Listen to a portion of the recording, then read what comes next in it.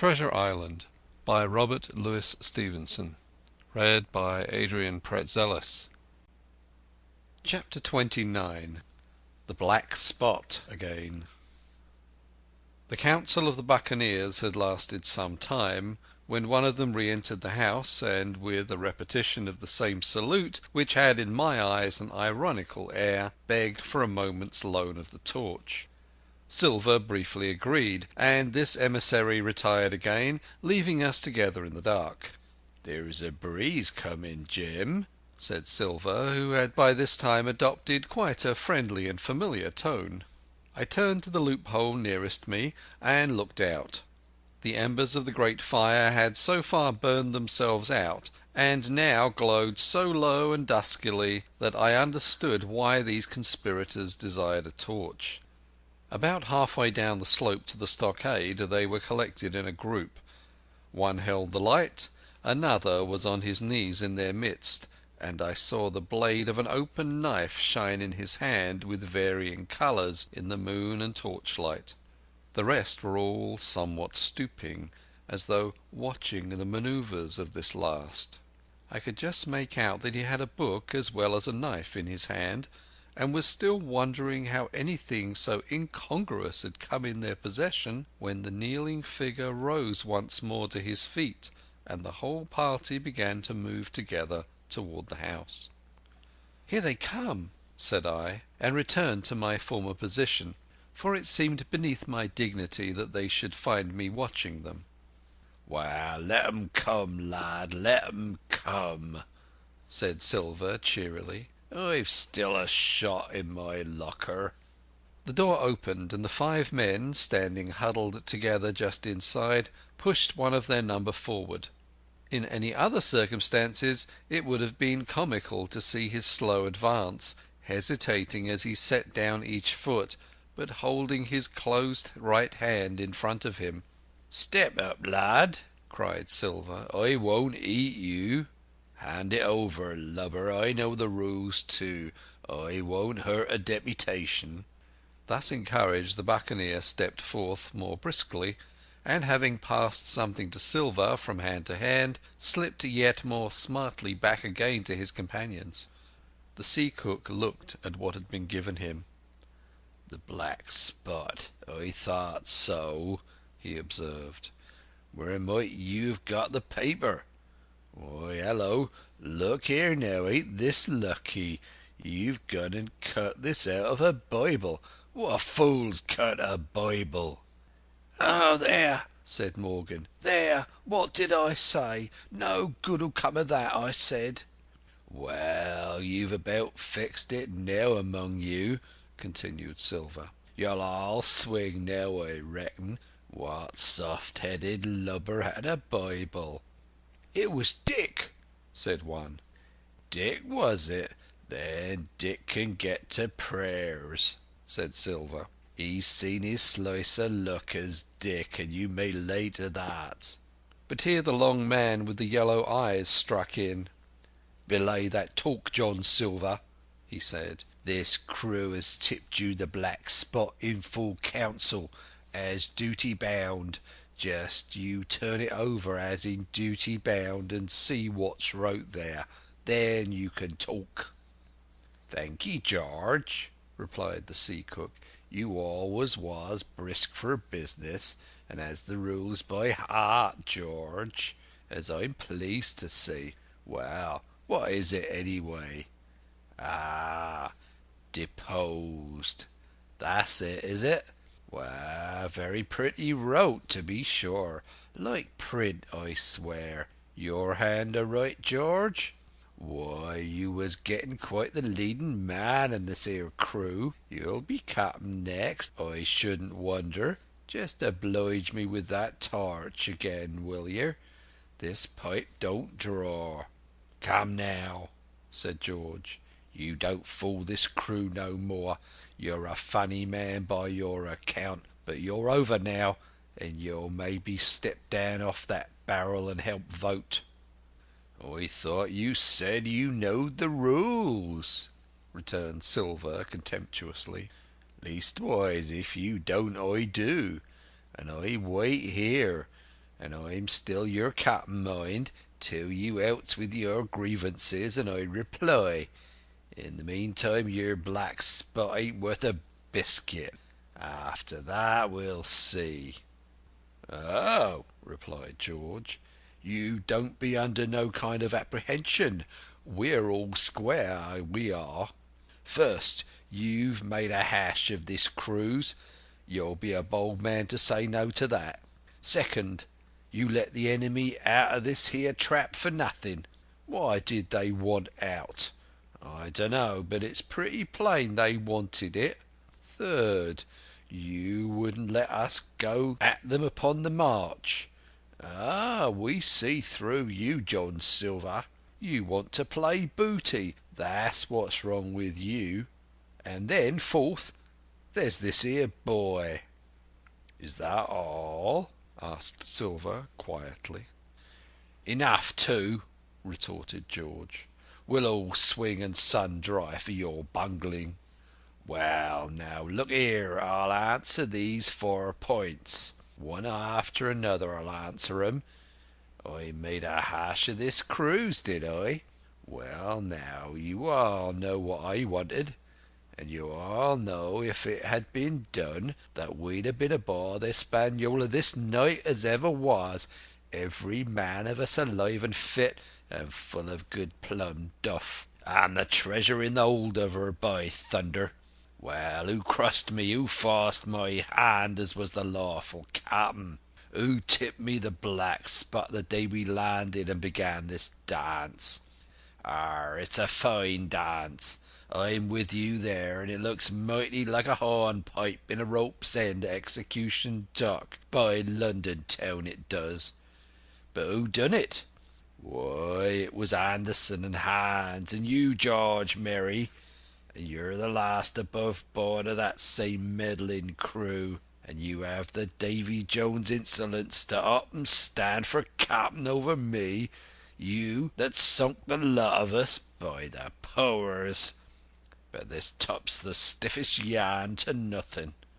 Silver paused, and I could see by the faces of George and his late comrades that these words had not been said in vain. "That's for number 1. cried the accused, wiping the sweat from his brow, for he had been talking with a vehemence that shook the house. Why, I give you my word I'm sick to speak to you. You've neither sense nor memory, and I leave it to fancy where your mothers was that let you come to sea. See, gentlemen of fortune, I reckon tailors is your trade." "Go on, John," said Morgan. "Speak up to the others." "Ah, the others," returned John. "They're a nice lot, ain't they? You say this cruise is bungled. Ah, by gum, if you could understand how bad it's bungled, you would see. We're that near the gibbet that my neck's stiff with thinking on it. You've seen 'em maybe hanged in chains, birds about 'em, seamen pointing 'em out as they go down with the tide. 'Who's that?' says one. 'Aye, that's John Silver, I knowed him well,' says another. And you can hear the chains a jangle as you go about and reach for the other boy. Now that's about where we are, every mother's son of us, thanks to him and Hans and Anderson and other ruination fools of you. And if you want to know about number 4 and that boy, why, shiver my timbers, isn't he a hostage? Are we going to waste a hostage? No, not us. He might be our last chance, I shouldn't wonder. Kill that boy, not me, mates. And number 3, well, there's a deal to say to number 3. Maybe you don't count it nothing to have a real college doctor come to see you every day. You, John, with your head broke, or you, George Merry, that had the ague shakes upon you not 6 hours agone, and had your eyes the colour of lemon peels to this same moment on the clock. And maybe, perhaps, you didn't know there was a consort coming either. But there is, and not so long till then, and we'll see who'll be glad to have hostage when it comes to that." And as for number two, why, I made a bargain. Well, you come crawling on your knees to me to make it. On your knees you came, you was that downhearted. And you'd have starved too if I hadn't. But that's a trifle. You look there, that's why." And he cast down upon the floor a paper that I instantly recognized. None other than the chart on yellow paper, with the 3 red crosses that I had found in the oilcloth at the bottom of the captain's chest. Why the doctor had given it to him was more than I could fancy. But if it were inexplicable to me, the appearance of the chart was incredible to the surviving mutineers. They leapt upon it like cats upon a mouse. It went from hand to hand, one tearing it from another, and by the oaths and the cries and the childish laughter with which they accompanied their examination, you would have thought not only they were fingering the very gold, but were at sea with it besides in safety. "Yes," said one, "that's flint for sure. J.F. and a score below, with a close hitch to it. So he ever done." "Mighty pretty," said George, "but how are we to get away with it, and us no ship?" Silver suddenly sprang up, and supporting himself with a hand against the wall— "Now I'll give you warning, George," he cried. "One more word of your sauce, and I'll call you down and fight you. How? Why, how do I know? You had ought to tell me that, you and the rest that lost me my schooner with your interference, burn you. But not you, you can't. You ain't got the invention of a cockroach. But civil you can speak, and you shall, George Mary, you may lay to that." "That's fair enow," said the old man Morgan. "Fair, I reckon so," said the sea cook. "You lost the ship, I found the treasure. Who's the better man at that? And now I resign, by thunder, elect whom you please to be your captain now. I'm done with it." "Silver!" they cried. "Barbecue for ever! Barbecue for captain!" "So that's the tune, is it?"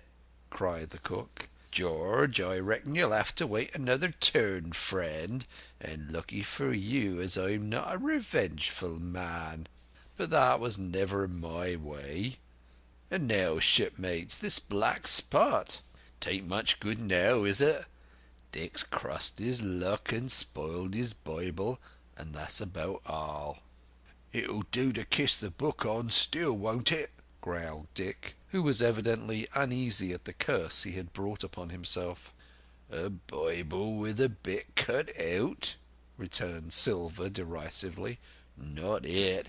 It don't bind more than a ballad book." "Don't it though?" cried Dick, with a sort of joy. "Well, I reckon that's worth having too." "Here, Jim, here's a curiosity for ye," said Silver, and he tossed me the paper. It was a round about the size of a crown piece. One side was blank, for it had been the last leaf. The other contained a verse or two of Revelation, these words among the rest, which struck sharply home upon my mind: "Without are dogs and murderers." The printed side had been blackened with wood ash, which already began to come off and soil my fingers.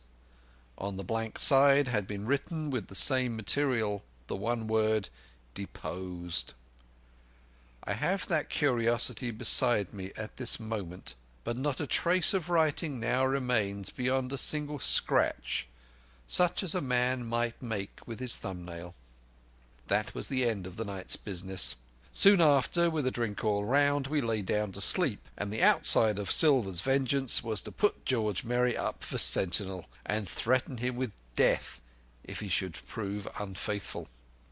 It was long ere I could close an eye, and heaven knows I had matter enough for thought in the man whom I had slain that afternoon, in my own most perilous position, and, above all, in the remarkable game that I saw Silver now engaged upon, keeping the mutineers together with one hand, and grasping with the other after every means possible and impossible to make his peace and save his miserable life.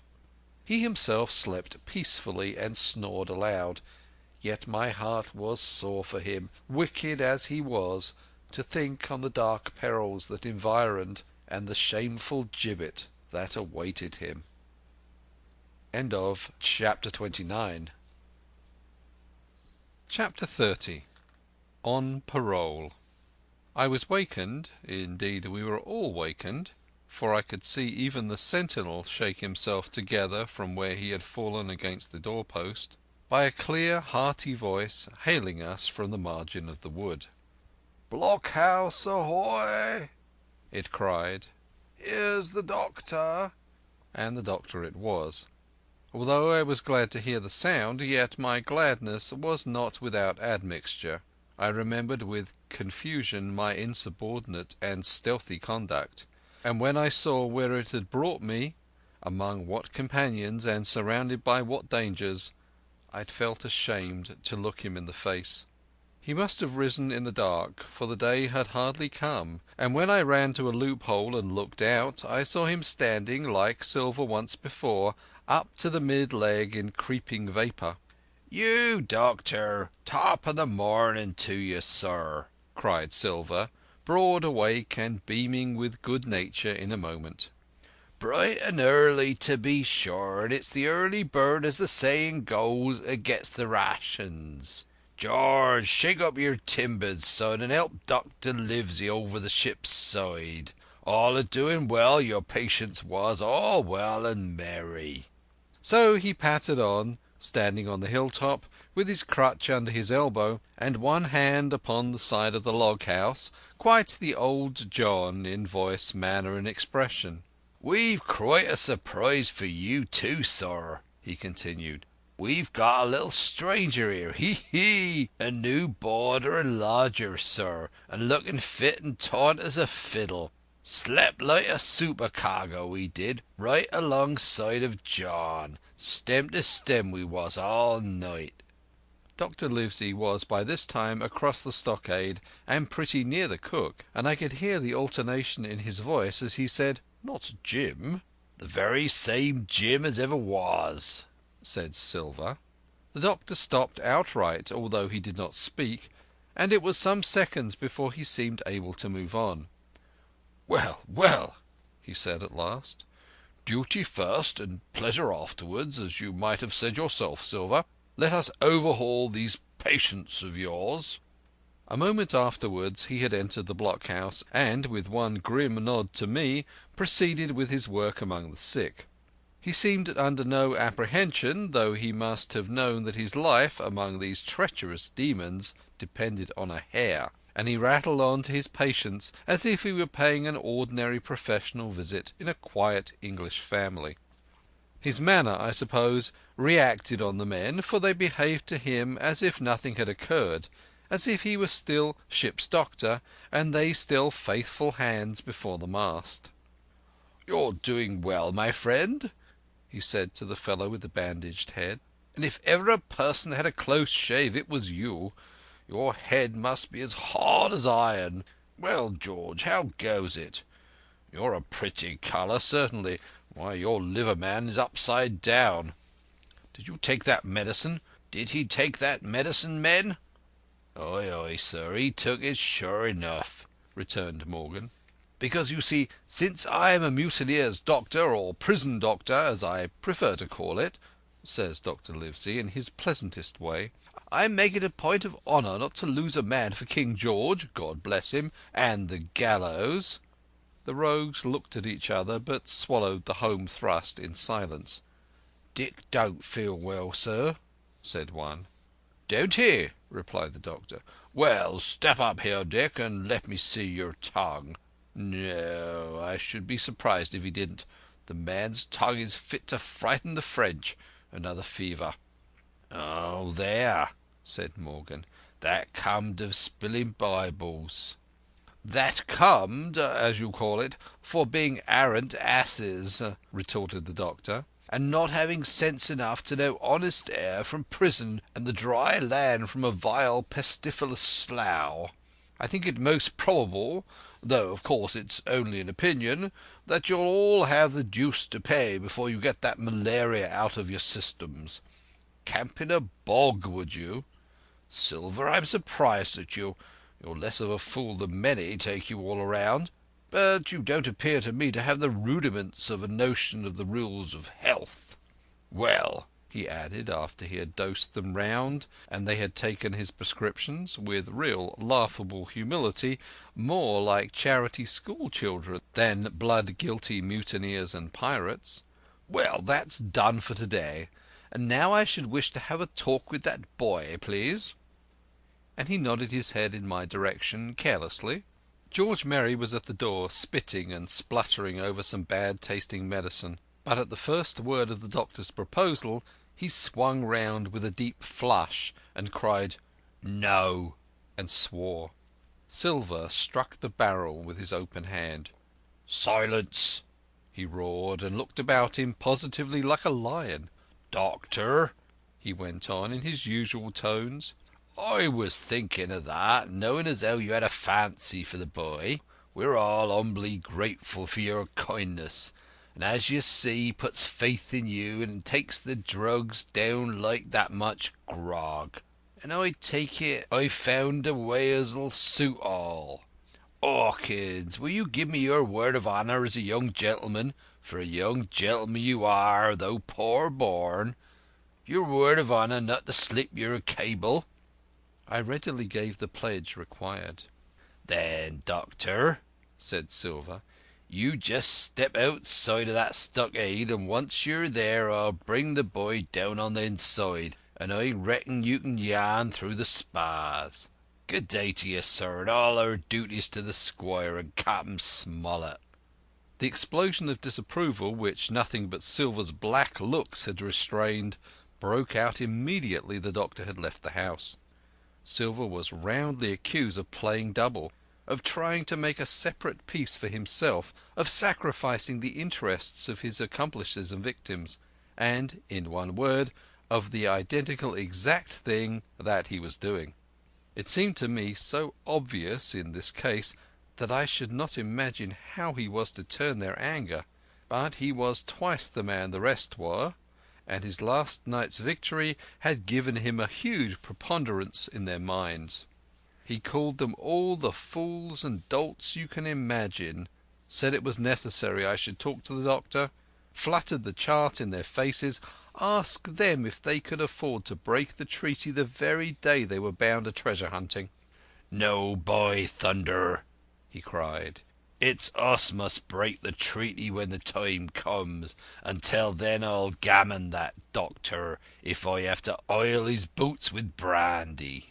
And then he bade them all get the fire lit, and stalked out upon his crutch, with his hand on my shoulder, leaving them in disarray and silenced by his volubility rather than convinced. "Slow, lad, slow," he said. "They might round upon us in a twinkle of an eye if we were seen to hurry."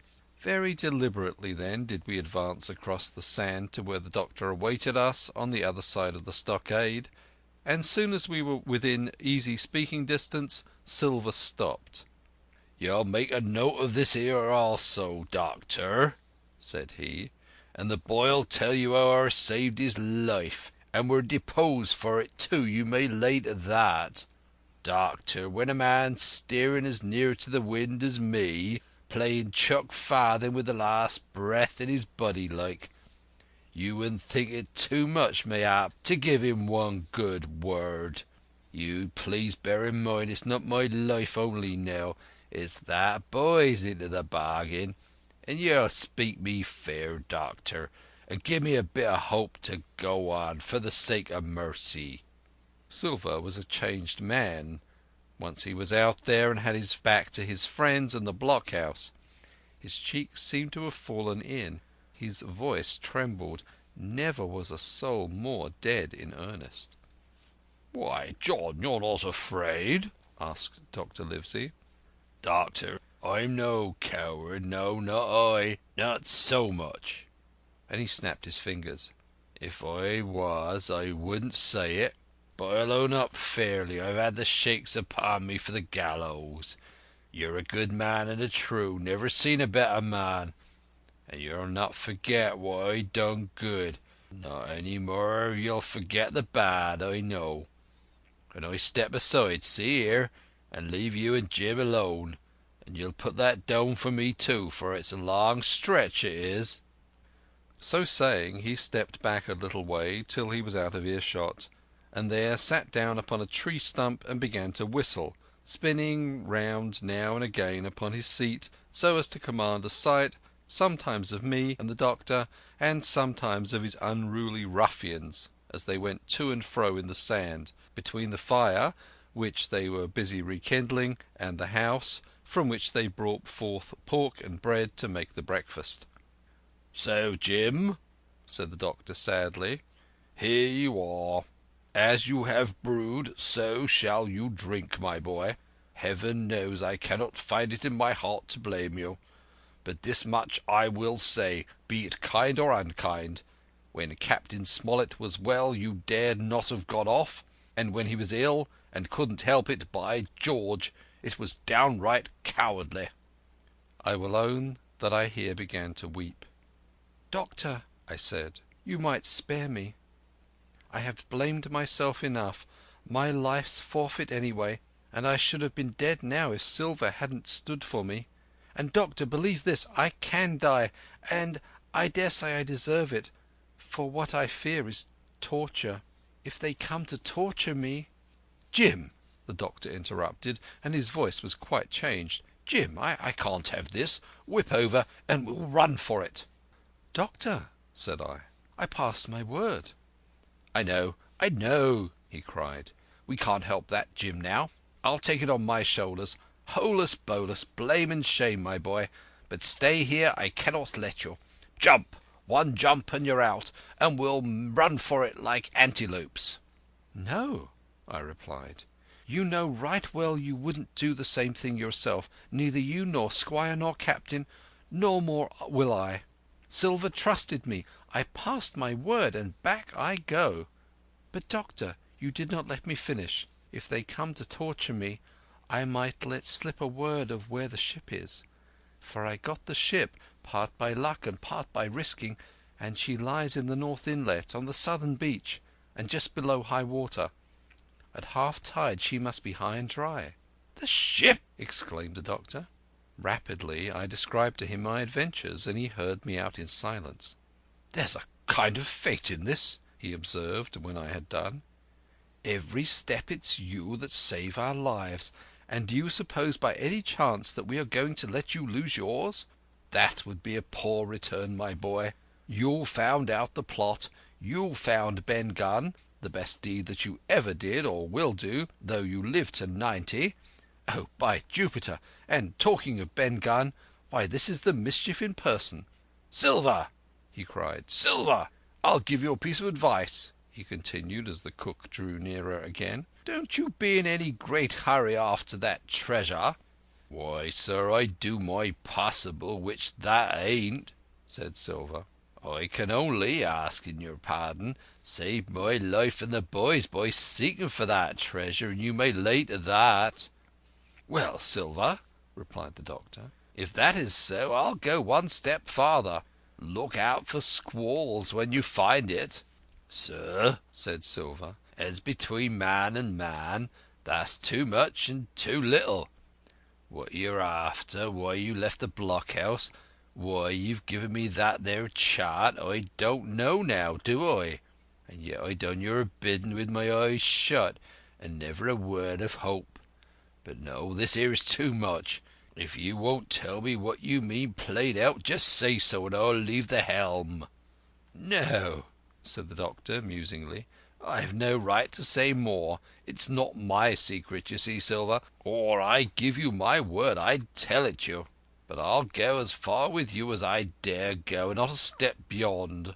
For I'll have my wig sorted by the captain, or I'm mistaken. And first I'll give you a bit of hope. Silver, if we both get out alive out of this wolf track, I'll do my best to save you, short of perjury." Silver's face was radiant. "You couldn't say more. I'm sure, sir, not if you was my mother," he cried. "Well, that's my first concession," added the doctor. "My second is a piece of advice. Keep the boy close beside you, and when you need help, halloo! I am off to seek it for you, and that itself will show you if I speak at random. Goodbye, Jim." And Dr. Livesey shook hands with me through the stockade, nodded to Silver, and set off at a brisk pace into the wood. Chapter 30